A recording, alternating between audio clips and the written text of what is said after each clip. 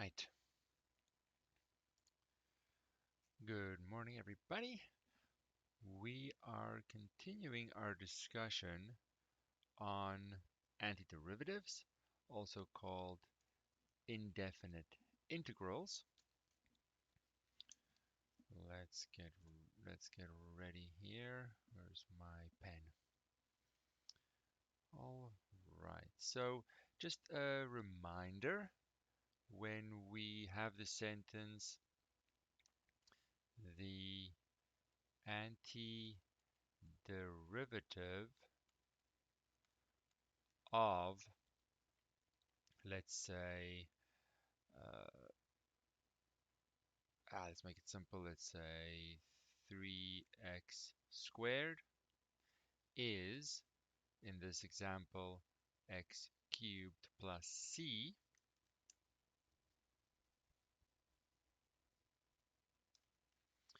That sentence we just write in a short, compact way and call it the indefinite integral. So this is my integral sign saying the words the antiderivative of. Then I need to know what is my function in question. Then I end that with a reference to my variable, x in this case. It always has a d with it. And then I say the answer. All right. So the concept doesn't change, just how we write it is a little bit more efficient and compact. Then we said, okay, fine, we can reverse the basic properties up to the power rule by guessing a little bit. It's not really guessing, it's educated guessing, I suppose. Using our knowledge of derivative properties and just understanding that we're now doing it in reverse. So we had a fair number of examples on that. Then we realized that, let's say it like this.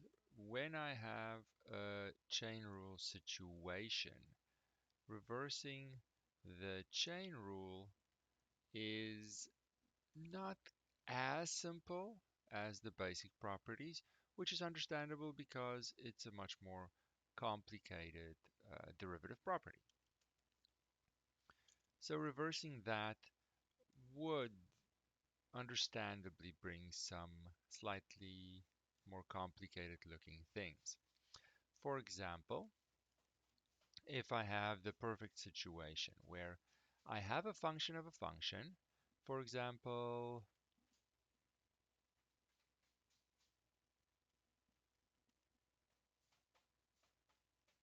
let's say it like that, x cubed plus x, and I have something ridiculous here as my outside function. Let's say, what did we say last time? Let's say this time to the 7.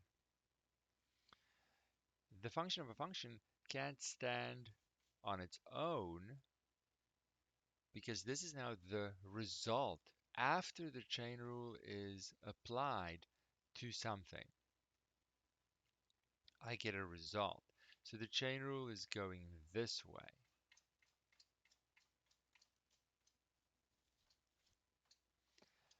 And understanding the chain rule, it takes a single function of a function and creates two things. The first part of the chain rule and the second part of the chain rule. All of this together is the chain rule. So the second part of the chain rule has to be visible when I'm doing it in this first case, when I'm doing it in reverse, it has to be visible. So I would have to see a 3x squared plus 1 there as well. To then say, if I guess x cubed plus x to the power of 8 has to be there, and that's going to be my first guess. If I try this, yes, it's a function of a function, so the chain rule works this way and creates two parts. The first part is the derivative of the outside function. Okay. Second part is the derivative of the inside function. 3x squared plus 1. I see the key pieces there. I just need to check my number in front, just like the usual correction of the power rule in reverse. So some basic things are still there, even in this reverse chain rule guess and check situation. I do need to see these key pieces, and the chain rule goes from one function of a function to two. One of them is again probably a function of a function. So when I look, if this is a reverse chain rule situation, I look to see, is there a function of a function in here? It doesn't have to be the whole thing, but some of it. Then accompanying that should be this second part of the chain rule that I need to reverse the chain rule. And I can then say, oh, my antiderivative is 1 over 8 x cubed plus x to the power of 8 plus c, of course. And I can check it. I get exactly what I should get. Now, in this situation, it is fairly obvious that I have a function of a function. It doesn't have to be a bracket to a certain power, of course. I can have maybe a square root x plus 1, let's say, dx. Now let's just first go back one and do two versions of this. Let's make that an x squared and then put a 2x there and finish it. I see I have a function of a function. There's other stuff there which makes total sense because of what the chain rule does, and I'm doing it in reverse. So my guess, or guess and check at the same time, well, perhaps I don't love the look of this, just like normal roots. Don't love how that looks. Maybe I like the power of 1/2 instead. Then it looks a little bit more familiar, like the previous example. So I'm gonna guess I need an x squared plus 1 to the 3 over 2. Let's see how far that gets me. Well, power rule, 3 over 2 for the first part of the chain rule. X squared plus 1 to the 1/2. It's good, good. Times, says the chain rule, the derivative of the inside function, 2x. Oh, perfect, perfect. But there's no 3 over 2 here in my target. So I put a 2/3 in front to catch that number that the power rule is bringing out.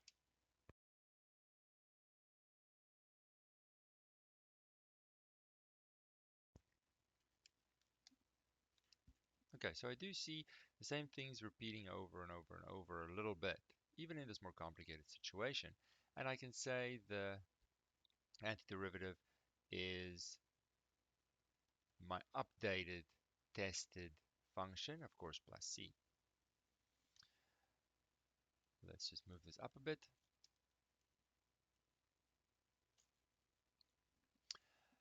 I could also have something like this. Let's just have the square root of x plus 1 and then nothing else. Now you might think, oh, but you said I have a function of a function to see and something else, and I don't see anything else. That something else is not necessarily visible because sometimes it's a 1. Because if I now write this as x plus 1 to the 1/2 for convenience, and I start thinking what could work here, It has to be x plus 1 to the 3 over 2. Let's see how close we get. Outside function, 3 over 2, x plus 1 to the 1 half. Inside function's derivative, says the chain rule, but in this case it's a 1. So the 1 is there. I just didn't necessarily have to see it. There is a second part, it's just so simple. And of course I make my correction because I don't see a 3 over 2 there. So this is then 2/3 x plus 1 to the 3 over 2 plus c. So yeah, for the more complicated functions of functions, I will see two parts, but not every single time. And I'm still in this reverse chain rule situation. It just depends on the complexity of the inside function. Now, I could also have a function of a function hide in an exponential function. Now, we've seen this one before, but technically we are in the reverse chain rule situation. So how is this one different?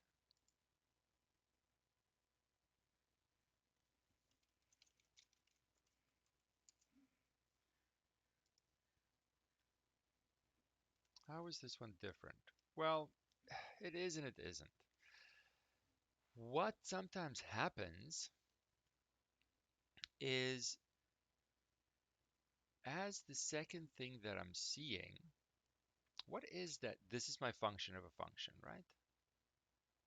And I don't see anything else. Why not?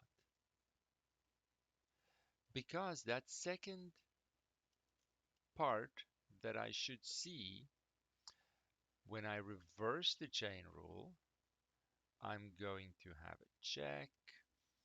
I'm going to have e to the 3x. The chain rule says the derivative of the outside function times the derivative of the inside function. Derivative of the outside function is e to the 3x. Derivative of the inside function is 3. Sometimes, well, when the second part of the chain rule is just a number, that number isn't always visible. When the second part of the chain rule is something involving an x, then there is no choice. It has to be visible in the integral from the start. Like over here, there was a second part of the chain rule that involved an x. That x has to be there. There's no other way. Over here, there was a second part of the chain rule that was a 3x squared plus 1.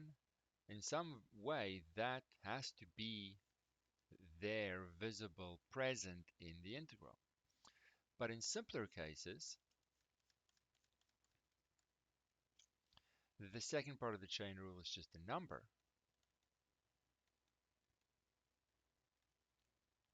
And I don't see it there. Now we could go the same route as the reverse power rule, and there definitely is more than one way to go here, but to be consistent, I want to go this way, the following. I want to see both parts of the chain rule in my integral question, excuse me, question portion. So what I'm going to do is I'm going to say, okay, fine, e to the 3x. I want to see a 3 here. I can't just put a 3 there. That'd be great, but now I'm changing the question. So what I'm going to do is I'm also going to put a 1/3 with the 3. So now I just multiply by 1, so I haven't changed anything. Just like the constant times a function property, any number can be moved to the front just because of the constant times a function property. Then those properties still apply even in reverse. So that now I can focus on reversing the chain rule exactly the way I want. Then you see here in the box, my target has two parts. My target has two parts. It's perfect. And my answer is then the 1/3 was sort of the price I had to pay to make my target look more like the chain rule's result would look. I had to pay a price to get that 3 in there. It's not a big price, just a number, but it does change the answer and it needs to be there. My antiderivative answer is then 1/3, whatever this guy was, e to the 3x, and of course plus c. So this might look a little confusing at the start. Well, guess and check is always going to be a confusing, inconsistent method that only is something reliable in the simplest of cases when something is introduced, when a type of problem is introduced. Sure, elementary school, guess and check, see what happens, play around with some things and see how you can tweak it. But it's only going to get me so far. I want to have a more systematic recipe, procedure, stepwise method to avoid this possible variations between guessing and checking from one question to the next. So let's make a new page first.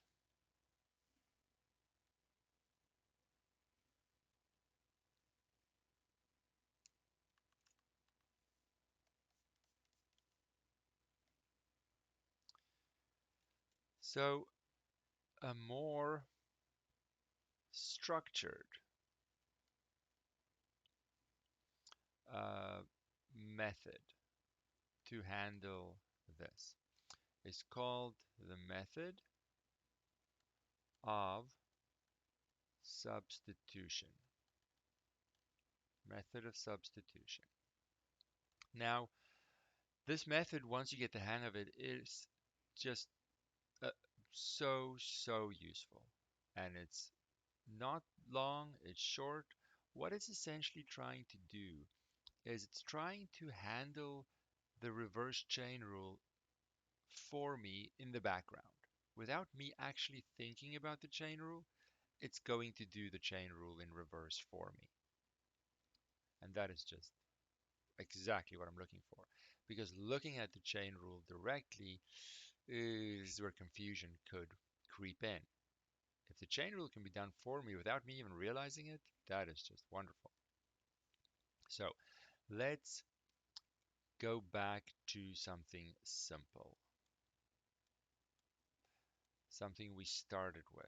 Let's say x squared plus 1 to the power of 7 times 2x, and my integral of that. Now, the method of substitution is going to do three things. No more and no less. I'm always going to write three things on the side that helps me rewrite this integral into something that's not as chain rule heavy. And the words that help me remember it are let, then, so. I'm going to use a new variable. I'll call it u, and I'm going to let that represent the inside function that I see in the function of a function portion. In, in this case, it's obviously x squared plus 1. Sometimes the inside function is a little less obvious to spot. It doesn't have brackets and stuff like that, but it's always going to be an inside function as my choice for the substitution. Then I'm simply going to take the derivative of this inside function. So du dx is 2x. Now, the method of substitution is not there to be extremely proper and technically perfect in following the rules. It's there to get the job done. If I write these things in the perfect and most proper way, it's going to look just very difficult and to understand. This method is trying to make things easier. So in that, we are going to use a little trick where we are going to see this little d notation as an actual fraction of what we call differentials. There are ways to show that if I see this as a fraction, these little guys, du and dx, featuring there, they follow the same rules as if they were separable fractions, separable pieces of a fraction. So what I'm going to do is I'm going to see that as a fraction and multiply both sides by the denominator to get du that equals 2x times dx. It's not technically something we feel we can do because originally we said the little d notation is just a name, it's not a fraction. Turns out that I can see it as a fraction and the arithmetic still works. And in this case, it makes things very convenient for me. If I now look at this first step and the last, or the first line and the last of my 3 lines, I can use those 2 lines to rewrite this integral to be a new looking integral, but with the variable u instead. How does that work? Well, I simply rewrite everything. Every x thing has to be swapped out for something with a u. This x squared plus 1 to the 7 is now going to become u to the 7 because u is x squared plus 1. This last line says if I see a 2, an x, and a dx, I can swap them out and change them for a du. I see them exactly there. So different portions become different things, but in here, notice that I have no x anywhere. No x features in this new version. And these are exactly the same. The difference is in how they look and how convenient they are to work with. The first one, I saw a function of a function, and I couldn't stop thinking about the chain rule. But the second one, if I forget where it came from temporarily, it's a very basic antiderivative I'm looking for. My variable just happens to be u. I'm back to basics. U to the 8th, 1 over 8 plus c. So with the substitution, I was able to just forget about the chain rule a little bit and just think about the reverse power rule that is easier and I'm more comfortable with. However, this was just a detour that I can choose to take. My original question used the variable x, and it asked for this first line antiderivative. So I should go back and answer in that same variable. But that's not very complicated. I just swap back what u is in terms of x. 1 over 8, u to the power of 8 becomes x squared plus 1 to the power of 8 plus c. Now, for this level of complexity, you might think that, okay, sure, I could have just guessed and checked my way through this, and with more experience, the guess and check can get me seemingly very far. But the more complex ones are just waiting around the corner to catch you, and guessing is just not as efficient after a while. Whereas this method of substitution is never going to fail me if there is a reverse chain rule situation. It's in this one where its power lies, that it's allowing me to find an antiderivative. The antiderivative step does not involve thinking of the chain rule. Yet when I go from the first to the last, I have reversed the chain rule. So it's very, very effective in the sense that it's hiding the complexity for me. So now it's just a matter of practicing this. I want to show one more example, just a little one, e to the 3x, where I don't see a bracket. I still have to identify when is substitution appropriate, when I have a function of a function. So I'm going to say let, what's my inside function? My inside function in this case is 3x. So that's going to be my u, then the derivative is 3. So I separate the differentials and get this. Now the first and the last line is the key to telling me what I need to see to bring in all u's. I need to see a 3x. Okay, sure. That guy is my 3x. Good. But I also need to see a 3 and a dx. I don't see a 3. So I'm going to bring in a 3 because my right side key tells me what I need. I need a 3. But I can't just make a 3 out of thin air. I need to balance it by paying the price. That 1/3 price doesn't play a role in my antiderivative. So I leave it in front. It does need to be there in my answer, but it's not going to play a role right away. Now I'm able to follow the key on the right and get rid of all the x's and bring in u's. The 1/3 I just drag with me. E to the 3x become e to the u. 3 and dx become du. And now this is an integral, an antiderivative question entirely in a new variable. So forget where it came from. This antiderivative with u as my variable is simply e to the u, of course, plus c.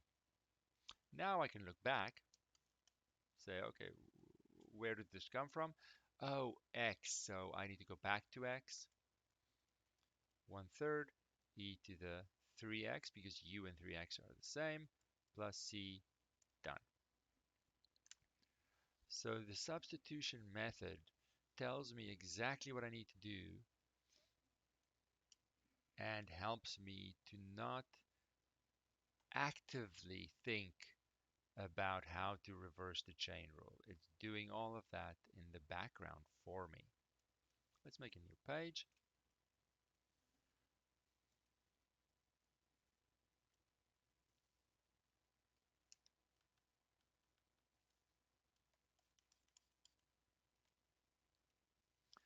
So let's look at some problems.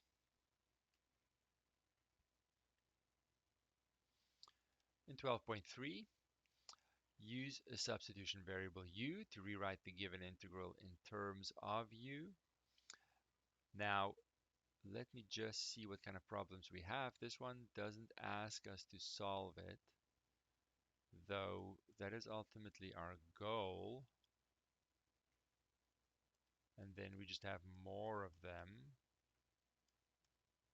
Okay. I don't see any benefit in not solving them, but I will say that a test question could potentially just ask for you to write the substitution, the 3 points on the right, not finish the whole thing. So read the question carefully, see how far do I need to go here. We'll just go all the way for practice.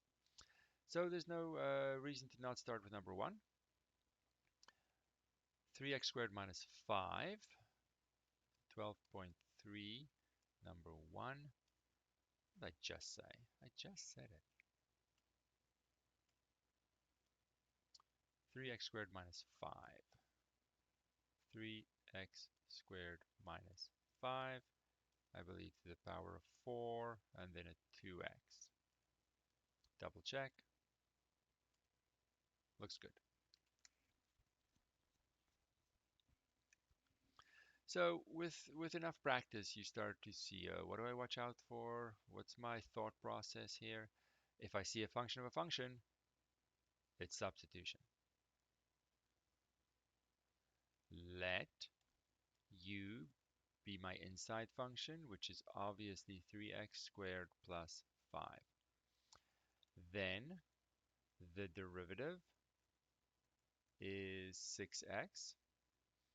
And so if I separate the variables, I get 6x dx.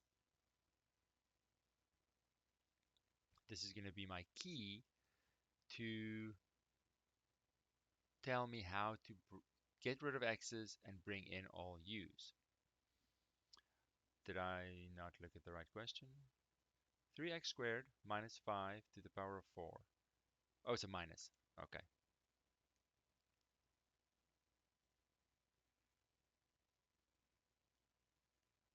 Eh. Minus.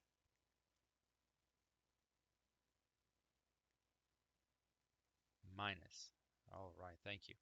3x squared minus 5 to the power of 4. 3x squared minus 5 to the power of 4. Okay, good. Perfect. But our key, luckily, on the right, those are still the same.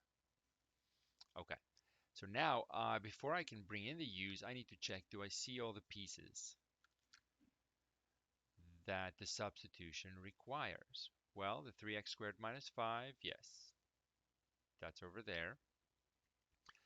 I have a 2x and a dx. I need to see a 6x and a dx. So I need to bring in a 3 times 2 to make a 6. I'll write them separately. I need to bring in a 3 times 2 that's already there, and I need to pay the price to do that. Then this becomes 6x that I need. So sometimes the numbers need a little tweaking in order for me to see exactly what this substitution key needs to see.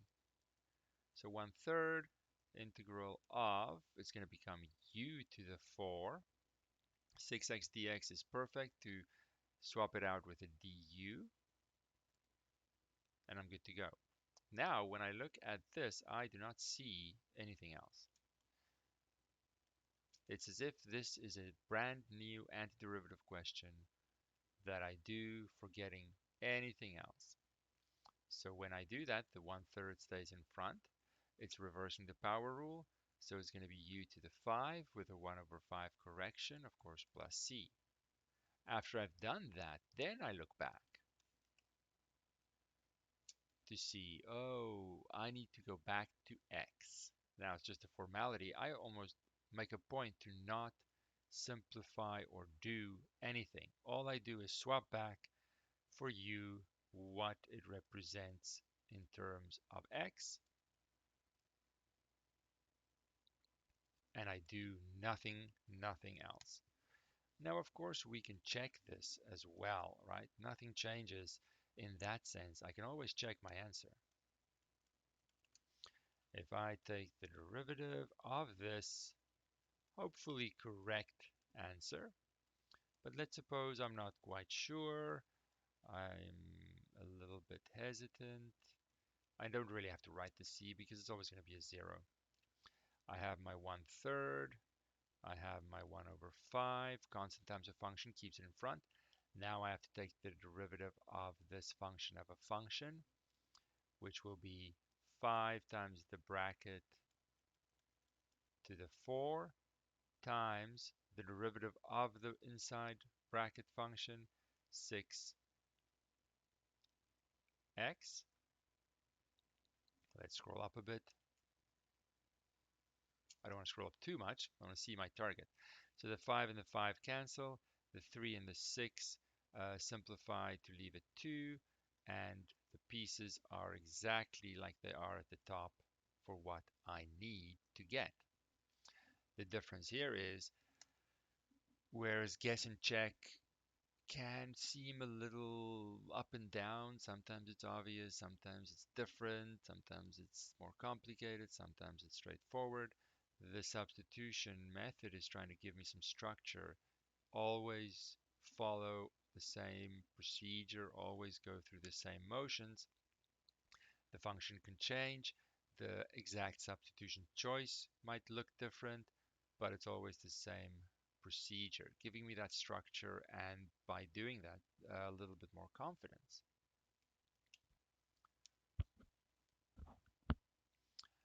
And the only thing to then do to feel better about the substitution is just practice, practice, practice.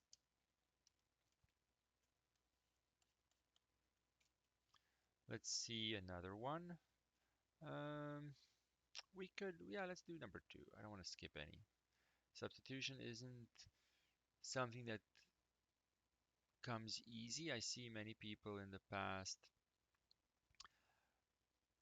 hold on too much to the guess and check because that's how we introduce it. But if I have a better tool that's more reliable and safer, I should transition to that. Root 1 minus x. Number 2,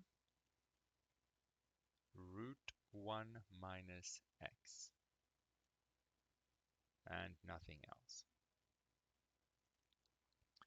So that is an ugly x. Let me fix that.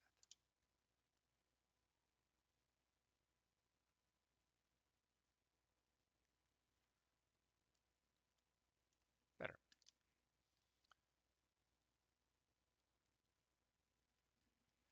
So let's see here. I see a function of a function, substitution.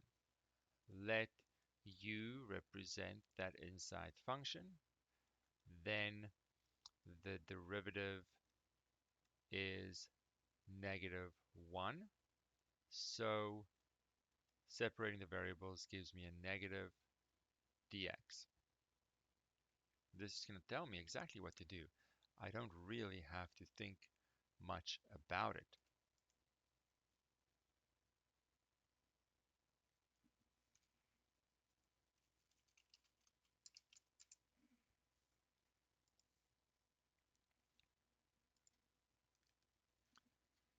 It does allow me to rewrite the square root, but in order for me to bring in a du, I need to see a -1 and a dx, and I don't see a -1 there.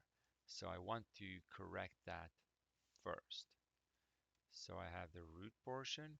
I want to see a -1 and a dx. In order to balance that out, I need to multiply by a -1. And I'll put that in front because that's not really something I'm interested in right now. It does need to be there, however. So I drag that number in front with me when I make my substitution to square root of u, -1 at dx. I can swap that out for a du. Then I just look at this as if it's a brand new integral question. I perhaps want to see u to the 1/2 to make sure I don't make a mistake. I'm just going to do it in one line. That means I have my negative in front.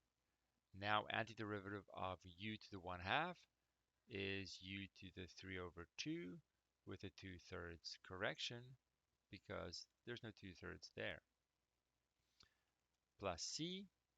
And then lastly, I need to go back to my original variable, changing nothing but swapping back what u is in terms of x. So a lot more structure that I can rely on that gives me confidence.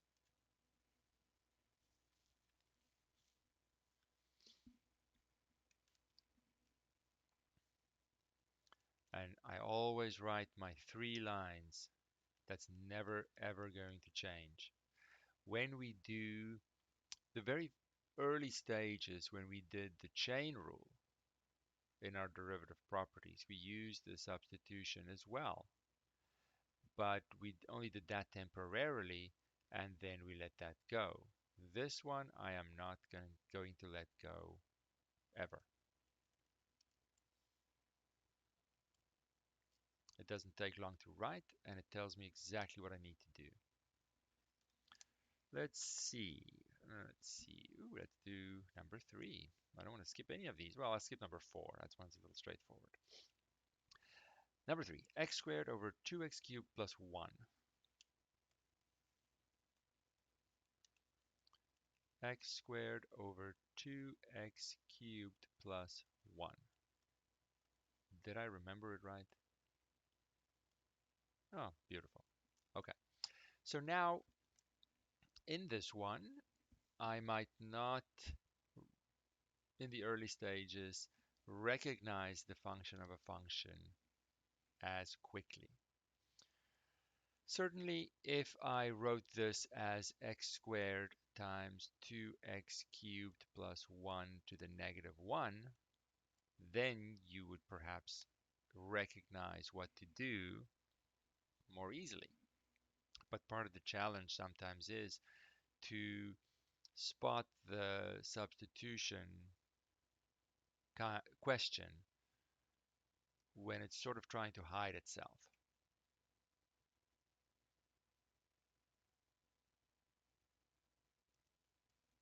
Like in this case. Then I'll say, let u represent 2x cubed plus 1. Then I'm just taking a derivative. I'm not really thinking about the question at this stage. It's 6x squared. I'm just separating a fraction. Nothing to see here. Now I'll come back. Ooh, what was my actual question?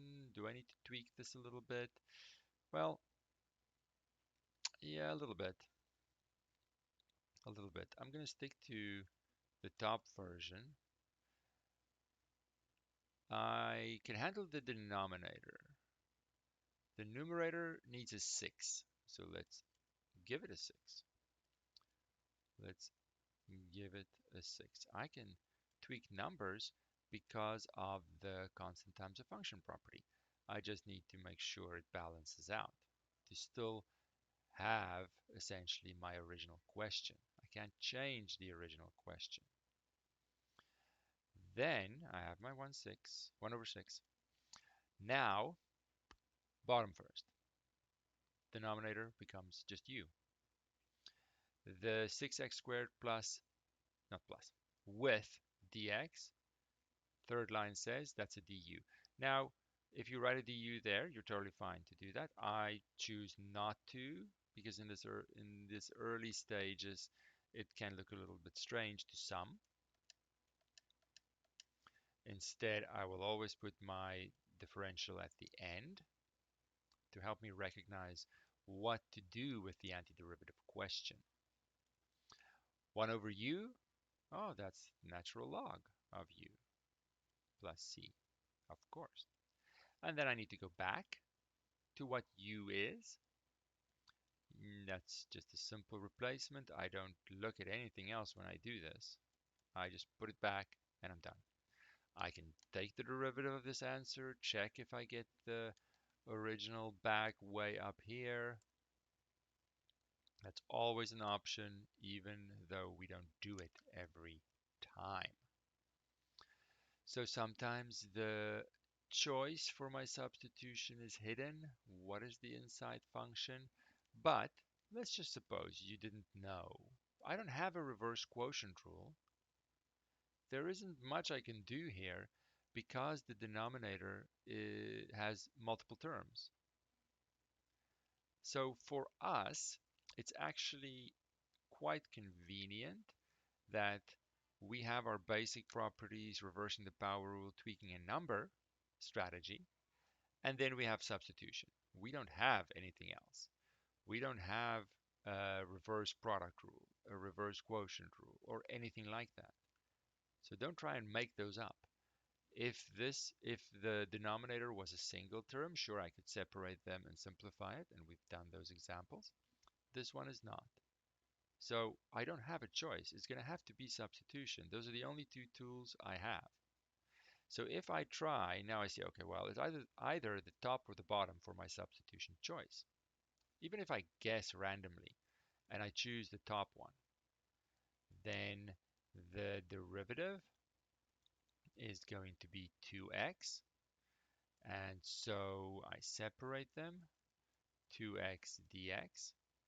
You see there's nothing in this key that helps me with a denominator 2x cubed plus 1, telling me that that is not helpful. It's not the way to go.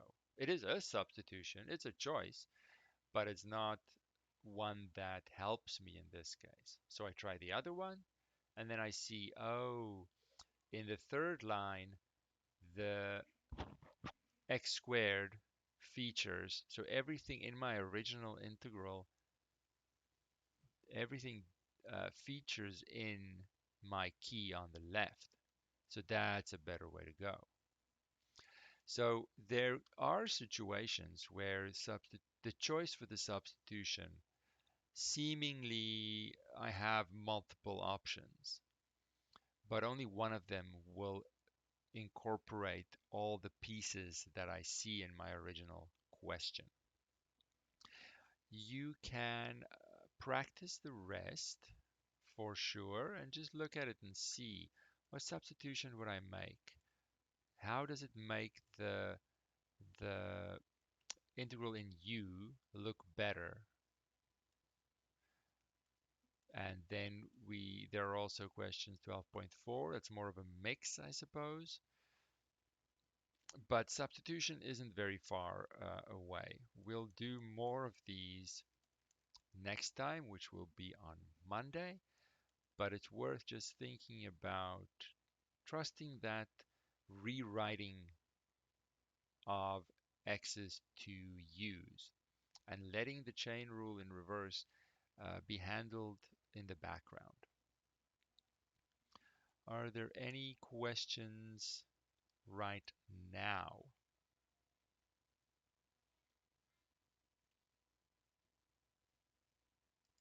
All right, then that will be it for today.